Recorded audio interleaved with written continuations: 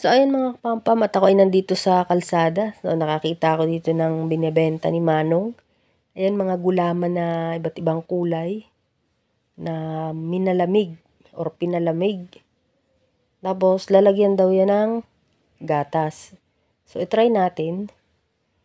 Ayan, iba't ibang kulay. So, ayan, nilagyan niya muna yung baso natin ng gatas na malapot. So, ayan, paghalu-haluin niya yung gulaman na, ano siya, yung pino na yung slice niya.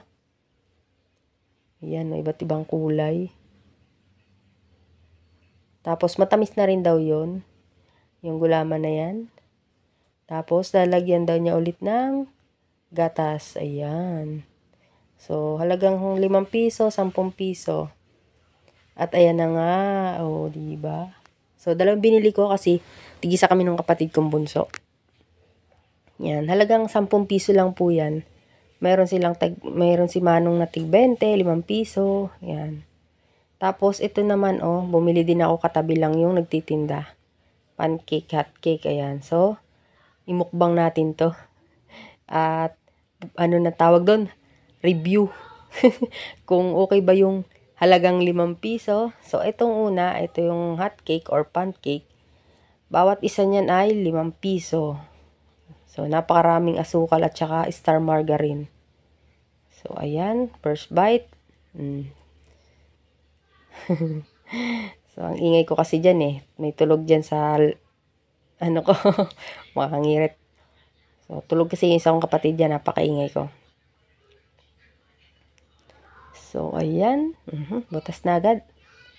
So, ayan. Sa halagang 5 piso bawat isa niyan. Bumili ako ng 20 pesos. Meron ng 4. So, kung okay na yan na pang merienda or recess. Kasi sa, ano yan eh, sa tabi ng school, yung nagtitinda na ng gulaman at niyang pancake. So, sa halagang 5 piso, 1 piraso, okay na okay. Yan, naaya ko pa yung kapatid ko dyan. At saka yung gulaman. So, thumbs up yung pancake.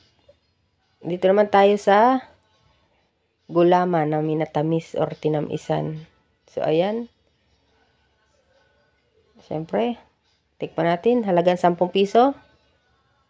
Okay, ayan po yung gatas niya. Nasa ilalim. Nasa ilalim yung marami. So, ayan. Okay din. At sa halagang 5 piso, 10 piso, 20. Okay na okay to pang merienda o recess. Pero, kung mas malaki ang inyong baon, pwede naman pong iba. Pero ito okay na okay. Diba yan kasi yung mga usong-usong binibenta dito sa tabi ng school.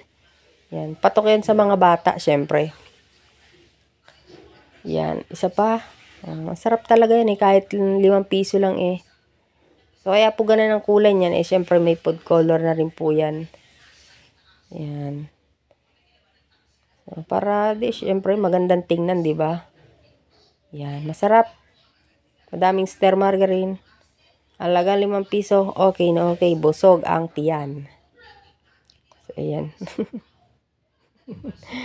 Sinichismis kasi ako ng isang kapatid eh. Yan. Yung bunso. So, una lahat. Yun. Okay. Masarap. Yan. Lahat po yan masarap para sa akin.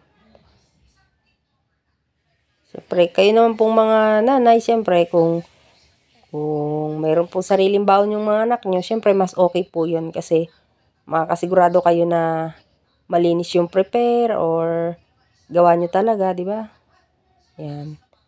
Ito lamang yung mga sidewalk vendor. So, para sa akin po okay naman po yung mga sidewalk vendor. Hindi naman po totally lahat madumi gumawa. So, syempre, nandun din po yung nakataya yung pangalan nila at negosyo.